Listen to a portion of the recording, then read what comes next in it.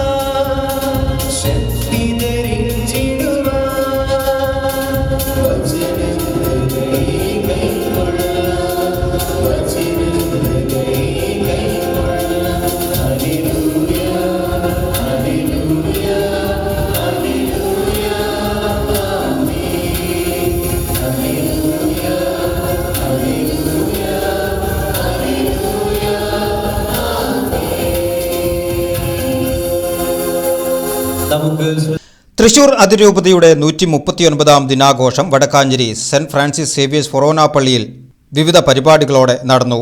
അതിരൂപത arch bishop Mar Andrews താഴത്തിന്റെ മുഖ്യ കാർമ്മികത്വത്തിൽ കൃതജ്ഞ ബലിയോടെയായിരുന്നു തുടക്കം. മാർ ടോണി നീലങ്കാവിൽ, മാർ ബോസ്കോ പുത്തൂർ, മോൺസിഞ്ഞോർ ജോസ് കോനിക്കര തുടങ്ങിയ നിരവധി വൈദികരും സഹകാർമ്മികരായി. സിറോ മലബാർ സഭാ തലവൻ മാർ റാഫേൽ തട്ടിൽ അതിരൂപത ദിനാചരണ സമ്മേളനത്തിൽ അനുഗ്രഹ പ്രഭാഷണം നടത്തി. ഞാൻ അത്ഭുതത്തോടുകൂടെ പറയാൻ ആഗ്രഹമുണ്ട്. ഇന്ന് എല്ലാ കോൺവെൻറ്റ് സ്കൂളുകളും ബാൻഡ് സെറ്റ് ഉണ്ട്. പക്ഷെ നമ്മുടെ അതിരൂപതയിൽ ഏറ്റവും നല്ല ബാൻഡ് സെറ്റിന് സമ്മാനം കൊടുക്കുകയാണെങ്കിൽ ഞാൻ തിരഞ്ഞെടുക്കുക പോപ്പ് പോൾ മേഴ്സി ഹോമിലെ കുട്ടികളുടെ ബാൻഡ് സെറ്റാണ്. ഞാനിപ്പോൾ ഓർക്കുന്നുണ്ട്, ഒരിക്കലേ KR നാരായണൻ ഇവിടെ നിന്ന് മത്സരിച്ചപ്പോൾ, ഞാനങ്ങനെ പറയാൻ പാടുള്ളൂ എന്ന് എനിക്കറിയാൻ പാടില്ല, ഇവർക്കൊക്കെ ഓപ്പൺ വോട്ടാണ്, ഇവർക്കറിയാൻ പാടില്ല വോട്ട് ചെയ്യാന്നുള്ളത്. അപ്പോൾ ഈ കുട്ടികളെല്ലാം തന്നെ സാറിന് വോട്ട് ചെയ്യണം എന്ന് പറഞ്ഞു. അങ്ങനെ KR നാരായണൻ വൈസ് പ്രസിഡൻ്റ് ആയിരിക്കുന്ന സമയത്ത് കുട്ടികളെ കൊണ്ട് ചെല്ലാൻ പറഞ്ഞു. ഞാൻ ആ കൂട്ടത്തിൽ രൂപതയ്ക്ക് റെപ്രസെൻ്റ് ചെയ്ത് വർഗീസ് പാലത്തിലച്ഛൻ്റെ കൂടെ പോയത് ഓർക്കുന്നുണ്ട്. അദ്ദേഹത്തിൻ്റെ വൈസ് പ്രസിഡൻറ്റിൻ്റെ വലിയ പൂന്തോട്ടത്തിൽ അദ്ദേഹം കുട്ടികൾക്കൊരു വിരുന്നൊരുക്കി. ആ വിരുന്നൊരുക്കിയിൽ വലിയ VIP വന്നിട്ടുണ്ടായിരുന്നു, ഈ കുഞ്ഞുങ്ങളടക്കം ഉണ്ടായിരുന്നു, കുട്ടികളുടെ കളികളും ഒക്കെ ഉണ്ടായിരുന്നു. എന്നിട്ട് അദ്ദേഹം നന്ദി പറയുമ്പോൾ എന്നോട് രഹസ്യമായിട്ട് പറഞ്ഞു, ഈ കുട്ടികളാണ് എന്നെ രക്ഷിച്ചത്, അതുകൊണ്ട് ഈ കുട്ടികളോട് എനിക്ക് കടപ്പാടുണ്ട്.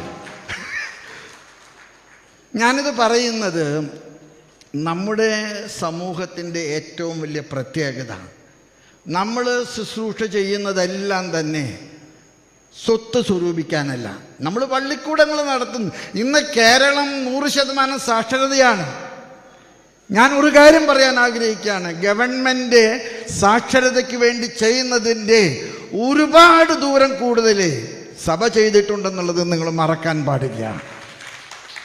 കേരളം സാക്ഷരതയ്ക്ക് എത്തിയിട്ടുണ്ടെങ്കിൽ ആ സാക്ഷരതയ്ക്ക് പിറകിൽ പള്ളിക്കൂടങ്ങളുണ്ട്.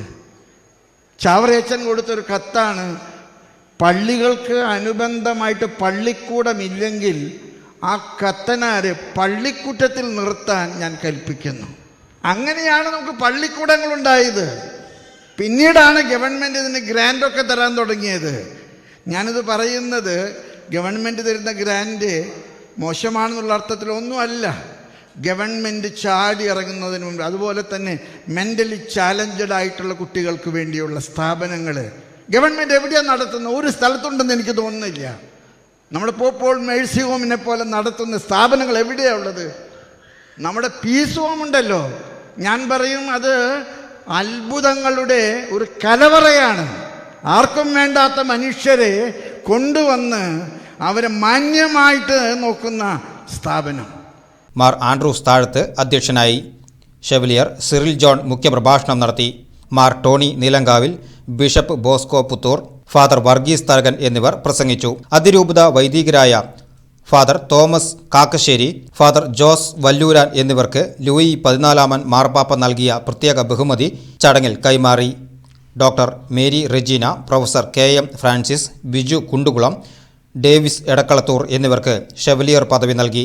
ഫാദർ ജോസ് ചുങ്കത്ത്, സാൻഡി അബ്രഹാം വടയാറ്റുകുഴി എന്നിവർക്ക് അതിരൂപത അവാർഡുകൾ സമ്മാനിച്ചു. ചടങ്ങിൽ വടക്കാഞ്ചേരി ഫൊറോന പള്ളി, തൃശൂർ ജൂബിലി മിഷൻ ആശുപത്രിയിലേക്ക് ഡയാലിസ് മെഷീനും സമർപ്പിച്ചു. അതിരൂപതയ്ക്ക് കീഴിലുള്ള വിവിധ പള്ളികളിൽ നിന്നായി 5000-ഓളം പ്രതിനിധികൾ ദിനാഘോഷത്തിൽ പങ്കാളികളായി.